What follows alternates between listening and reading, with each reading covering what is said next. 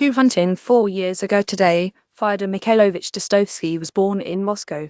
Numerous literary critics consider him the greatest novelist in all world history. Most of his major works are considered masterpieces and are given out to students in literature classes all around the world. Dostoevsky's books have been translated into more than 113 languages, and one large poll conducted via television viewers ranked Dostoevsky as the ninth greatest Russian to ever live. Read one of his most famous passages when in 1880 Dostoevsky portrait after his mother died. Dostoevsky attended the Nikolaev Military Engineering Institute.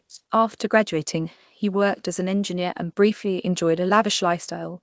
In the mid-1840s, he wrote his first novel, Poor Folk, which gained him entry into St. Petersburg's literary circles. It was a poor decision, as he was arrested in 1849 for nothing less than belonging to a literary circle.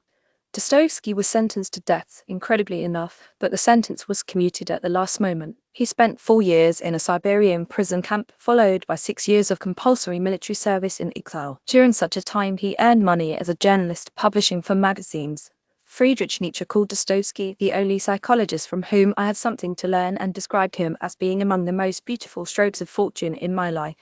Indeed, Dostoevsky's insight into human wretchedness seems like the body of work from a 40-year career in psychology. The psychologist Jordan Peterson, when writing his first book based on studies from Nazi Germany and the Soviet Union, has stated that this particular passage from Dostoevsky always stood out to him. Now I ask you, what can be expected of man since he is a being endowed with strange qualities? Shower upon him every earthly blessing. Drown him in a sea of happiness, so that nothing but bubbles of bliss can be seen on the surface. Give him economic prosperity, such that he should have nothing else to do but sleep, eat cakes, and busy himself with the continuation of his species, and even then, out of sheer ingratitude, sheer spite, man would play you some nasty tricks. He would even risk his cakes, and would deliberately desire the most fatal rubbish, the most uneconomical absurdity, simply to introduce into all this positive good sense his fatal fantastic element.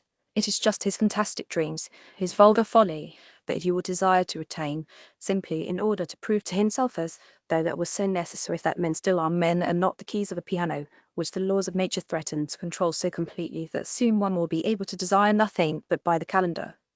And that is not all, even if man really were nothing but piano key, even if this were proved to him by natural science and mathematics, even then he would not become reasonable, but would purposely do something perverse out of simple ingratitude simply to gain his point. More good news on this date. Hans Christian Andersen's The Ugly Duckling was first published in 1814. The final recording session for the Beatles' Rubber Soul album produced the last 2 new songs to finish. The album Polls You Won't See Me In and John's Girl were completed in 2 takes, and the LP was in record shops a couple weeks later. 1996, Rhodesia announced Zimbabwe proclaimed its independence from Britain. 1996, Angola gained its independence from Portugal. 1996, 2 US prisoners of the Vietnam War were released by Viet Cong anti-war activist Tom Hardy. 1997, the Church of England voted to allow the ordination of women to become priests. 1990, New Zealand Tomb of the Unknown Warrior R was dedicated in Wellington. 2034 today is honoured as Veterans Day in the US, also known in other countries as Remembrance Day and Armistice Day.